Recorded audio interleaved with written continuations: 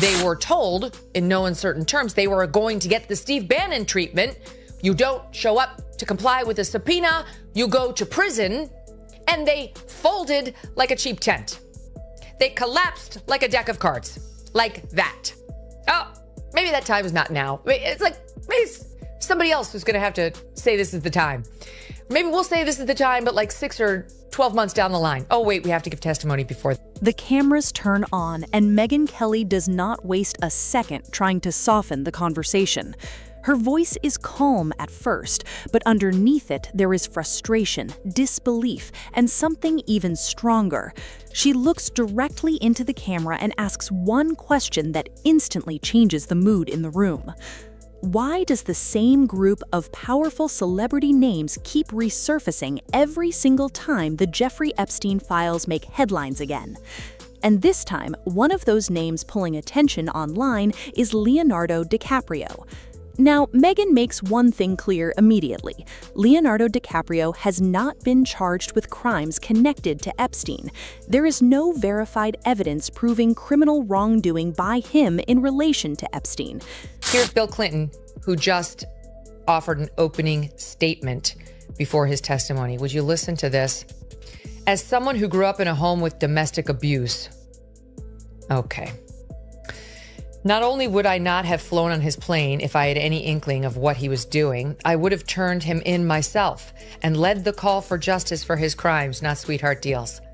Sure, Jan.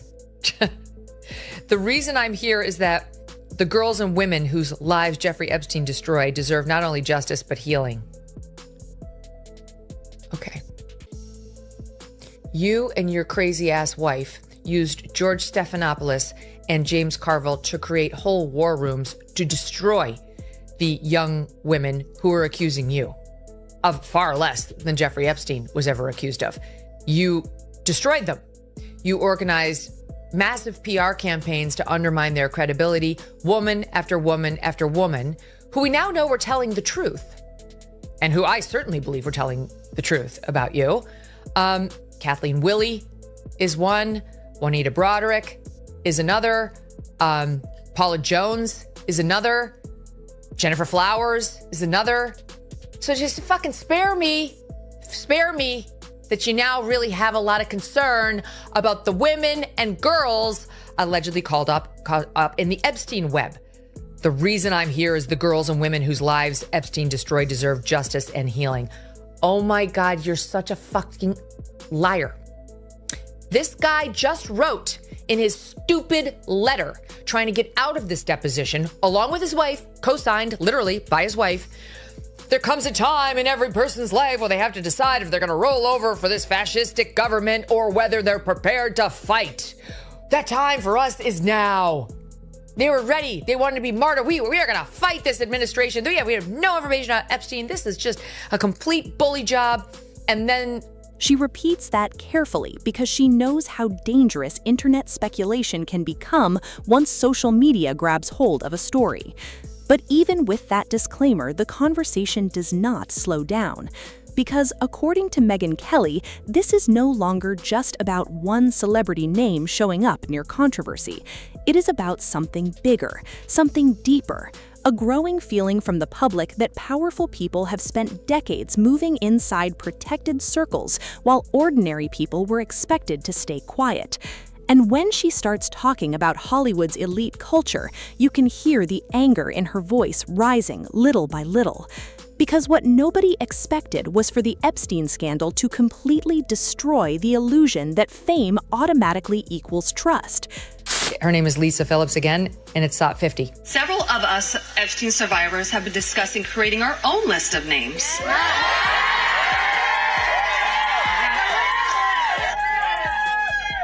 We know the names.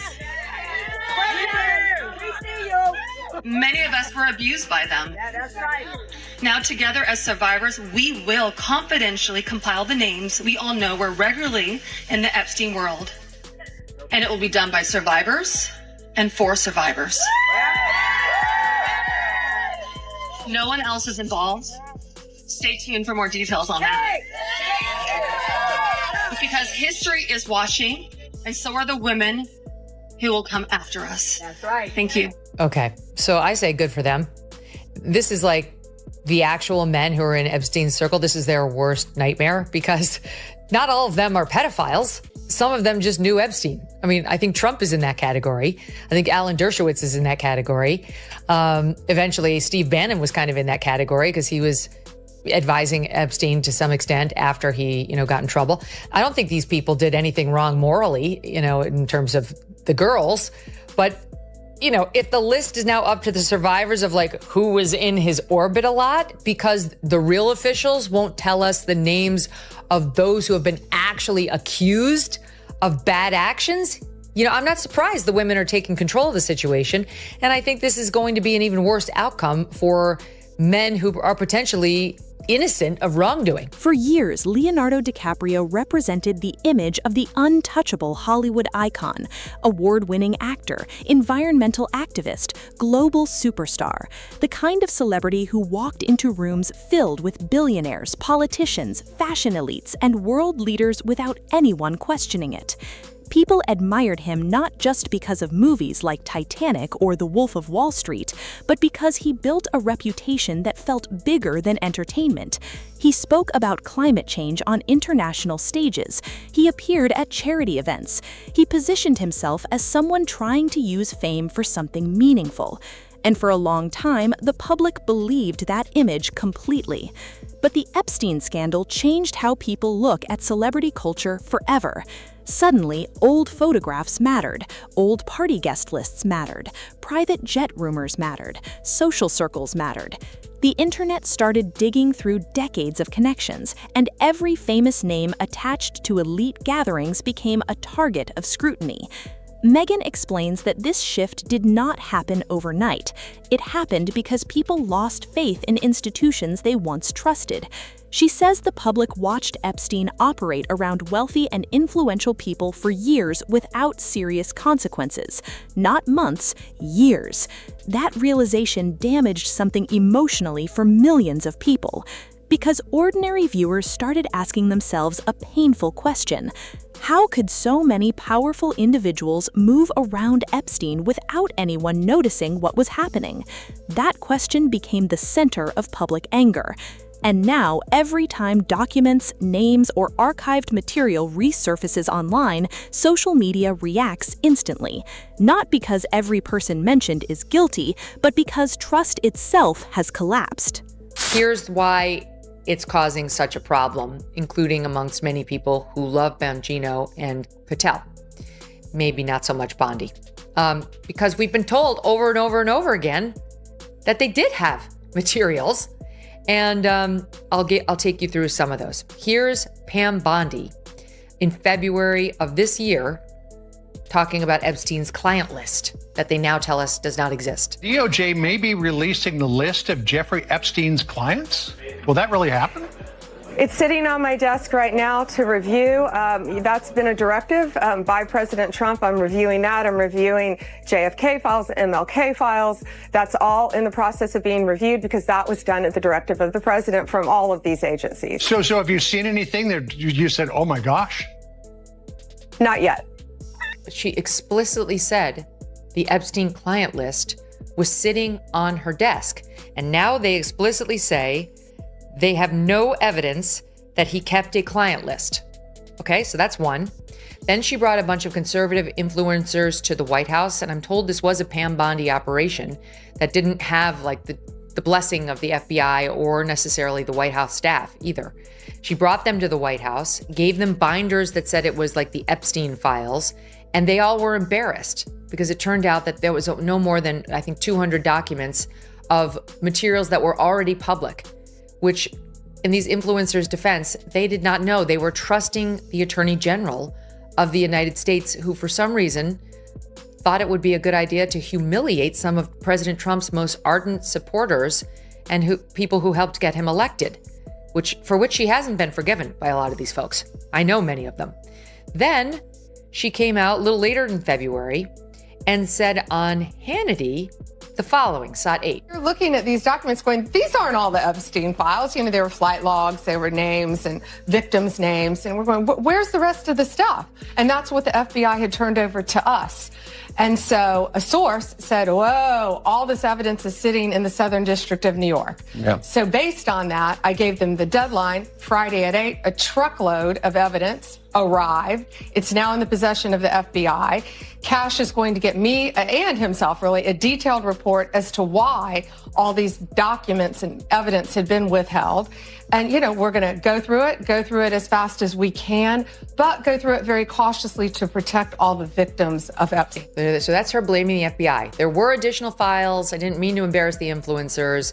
It's the FBI's fault, but I'm going to get them. Megyn leans forward during the segment and says something that immediately starts trending online afterward.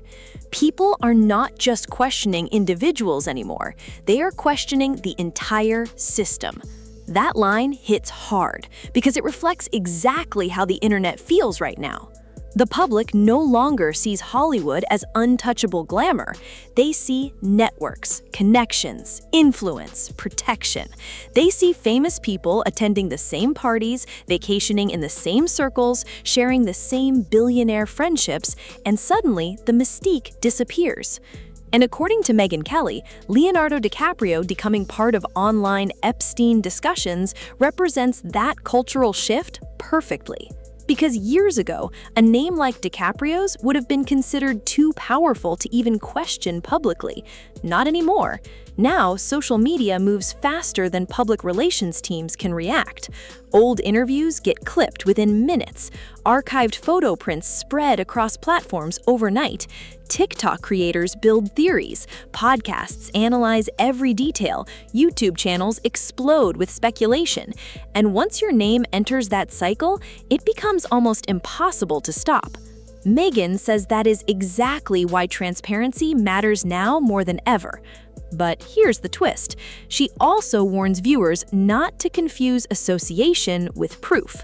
That distinction becomes one of the biggest points in her entire commentary. She says people have every right to ask questions about elite culture and powerful social networks, but they also have a responsibility to avoid turning internet speculation into automatic guilt. Still, her frustration keeps building because she believes the media itself contributes to public distrust. According to Megyn, whenever controversial stories involve powerful Hollywood figures, coverage suddenly becomes softer, more cautious, more controlled. She points out how headlines are often carefully worded when celebrities are involved. Certain networks avoid direct discussions. Conversations get redirected toward vague topics instead of uncomfortable specifics. And viewers notice that immediately. Megyn says ordinary people are tired of feeling like there are different rules for famous individuals and everyone else. If unknown people are aggressively scrutinized in public headlines, why should celebrity elites receive gentler treatment? That is the question driving her entire rant. And once she starts discussing Hollywood's history of protecting its own image, the segment becomes even more intense. Because this is not just about Leonardo DiCaprio anymore. It becomes about an entire culture built around exclusivity, influence, and image management. Megyn explains how Hollywood spent decades creating a fantasy for the public. Red carpets, award speeches, charity galas, luxury vacations, carefully managed interviews, everything designed to make celebrities appear larger than life. But scandals changed that illusion forever. The Epstein case forced people to look behind the curtain, and what they found made them uncomfortable. They found powerful people connected through private social circles most ordinary people would never even see. Billionaires mixing with actors, politicians with executives, media personalities with financiers, entire worlds operating quietly away from public attention. That discovery created permanent skepticism. Speaking of infections, I mean, that's one of the big takeaways or pieces of evidence, again, from this library that we now have access to, which is Epstein drafted an email to himself where this brings blackmail into it potentially too. He seems to be threatening to blow the whistle on Bill Gates and is saying he helped Bill Gates procure antibiotics, because he slept with a prostitute, a Russian prostitute, and needed to slip something to his then wife, Melinda, in order to be surreptitious about it. And so that looks like Epstein was planning potentially, again, this was in his drafts, but he was planning potentially to blow the whistle for leverage over Bill Gates. Well, Michael, correct me if I'm wrong, because I think you've written on this too, the Bill Gates potential blackmail thing. So this email that Jeffrey Epstein sent to himself, or was in his drafts, I don't know which, must have been sent to himself, and it's in like the voice of a Bill Gates worker, employee, who seems to be saying, it would be terrible if this stuff I did for you got revealed, sir. It's going to be really bad if the world finds out I got you STD antibiotics to slip into Melinda's food because you cheated on her with a hooker or with a sex trafficking person who had diseases in the hoochie. And your point, I think, has been like that's potential blackmail. And didn't then Epstein and Gates invest in that guy's company? The employee in whose voice Epstein was allegedly writing this email? Yeah, I mean, look, I will stress it's another case. Gates has denied all of this. And so I think it's just important to say we don't have evidence that anything in that email is true. It does appear that Epstein wrote that to be in the voice of one of Gates's main advisors, somebody named Boris. Boris and Epstein had been exchanging emails because Boris was mad that Gates wasn't going to spring for this really expensive apartment penthouse for him in New York. And he was getting Epstein's advice on how to basically get what he wanted at just a purely materialistic level from Gates. So pretty tawdry stuff. But I think it was the first clearest piece of evidence that, blackmail was, that there was some, there's some evidence that there was some thinking around blackmail. We also know now that there were hidden cameras. He talked, and there's discussion in the email about him implanting hidden cameras. I was impressed by how aggressive Epstein was in trying to get with Gates. He also was advising Gates on how to, raise money and have a donor-advised fund. Megyn argues that once the public realized how connected elite spaces truly were, trust became impossible to fully rebuild. And she says DiCaprio's name triggering online debate is simply another example of that ongoing collapse. At one point during the segment, she becomes visibly emotional while talking about accountability. Not emotional in a crying way, emotional in the sense that she sounds genuinely exhausted by what she sees as selective outrage and inconsistent standards. She says Americans are constantly told to trust powerful institutions, trust the media, trust celebrity activism, trust elite organizations. But after scandals like Epstein, many people simply do not anymore. That is why every resurfacing document creates another internet firestorm. Not because viewers suddenly became obsessed with gossip, because people feel like they were lied to for years. And that feeling changes everything. What nobody expected was for social media to completely destroy Hollywood's ability to control narratives. Years ago, controversial stories could disappear after a few news cycles. Publicists handled damage quietly. Studios protected reputations. Interviews stayed controlled. Today, none of that works the same way. Digital memory never disappears. Old clips return, photos resurface, archived articles spread again. Every controversy becomes permanent online history. Megyn says celebrities now live under a level of scrutiny that previous generations of Hollywood stars never experienced, and Leonardo DiCaprio's situation proves that reality perfectly. Even without accusations or charges, simply being mentioned in broader conversations tied to elite networks becomes enough to create massive public attention. That alone shows how dramatically public trust has shifted. But here's where Megyn makes another important point. She says fairness still matters. The internet loves emotional reactions, it loves outrage, it loves conspiracy theories. But real accountability requires evidence, consistency, and facts, not just viral speculation. She repeats again that Leonardo DiCaprio has not been convicted of crimes tied to Epstein, and she insists viewers must separate emotional suspicion from legal reality. But even while saying that, she admits the public skepticism did not come from nowhere, because people watched too many institutions fail too many times, too many powerful individuals avoided consequences, too many stories stayed hidden until they exploded publicly years later. And once society experiences that repeatedly, suspicion becomes permanent. Megyn says that is the true damage left behind by the Epstein scandal, not just criminal revelations, a complete collapse of confidence in elite culture itself. Toward the end of the segment, the energy changes slightly. The anger remains, but now it feels more reflective. Megyn begins talking about celebrity branding and why controversies hit certain stars harder than others. She explains that Leonardo DiCaprio is not just viewed as another actor. He built an image tied to morality, activism, and global influence. He positioned himself as someone speaking about the future of the planet, social responsibility, and ethical leadership.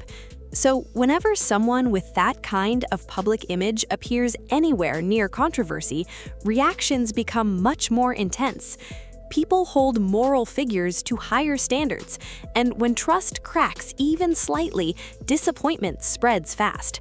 Megyn says that dynamic explains why internet conversations around DiCaprio became so explosive so quickly. Not because there is proof of criminal wrongdoing, but because modern audiences no longer separate celebrity status from public accountability. And honestly, that might be the biggest cultural shift of all. The era where fame automatically protected reputations is disappearing. Now audiences question everything. Who attended what event? Who knew who? Who stayed silent? Who benefited from access? Those questions dominate online culture today. And according to Megyn Kelly, that scrutiny is not going away anytime soon. Because once people stop believing in the illusion of untouchable elites, there is no easy way to restore it. By the final moments of the segment, Megyn's voice becomes quieter, but somehow even more intense. She says the public deserves transparency, not mob justice, not reckless accusations, transparency. She says it is possible to demand accountability while still respecting fairness, possible to investigate powerful systems without falsely accusing individuals, possible to ask difficult questions without abandoning facts. But she warns that silence from elite institutions only fuels public suspicion even more. And that may be the real reason conversations like this keep exploding online. People are tired of feeling like powerful circles operate by different rules. As the cameras prepare to cut away, Megyn delivers one final statement that leaves the entire room silent for a moment. Fame should never mean immunity, but suspicion alone should never replace evidence. If society wants real accountability, then the same standards must apply to everyone. And just like that, the segment ends. Not with a criminal accusation, not with a courtroom verdict, but with a warning about a culture that no longer trusts power the way it once did. And in today's world, that kind of distrust spreads faster than any headline ever could. And maybe that is the part of this entire story that feels the most unsettling. Not just the headlines, not just the names, but the fact that people everywhere are starting to question a world they once admired without hesitation. For years, Hollywood felt untouchable. Celebrities walked red carpets like royalty, and millions of fans believed the image they were shown on screens and interviews. But scandals connected to powerful elite circles changed that forever. Now people look deeper, they ask harder questions, and they are no longer satisfied with carefully managed public statements. At the same time, this conversation also reminds us why facts still matter. Speculation spreads fast online, but real truth requires evidence, fairness, and accountability. That balance is important because once emotions take over completely, it becomes difficult to separate reality from internet chaos. Still, one thing is clear. The Epstein scandal did more than expose one man. It shattered public trust in powerful systems, wealthy networks, and celebrity culture itself. And every time another famous name trends online, that distrust comes rushing back stronger than before. So the real question is not whether Hollywood will ever escape this scrutiny. The real question is whether the public will ever fully trust these elite circles again. And honestly, that answer may never be the same. If you enjoyed this video, make sure you hit that like button, subscribe to the channel, and turn on post notifications so you never miss the latest stories, drama, and celebrity news everyone is talking about. And let me know in the comments below, do you think Hollywood's elite culture will ever regain public trust after everything that has happened? Thanks for watching, and I'll see you in the next one.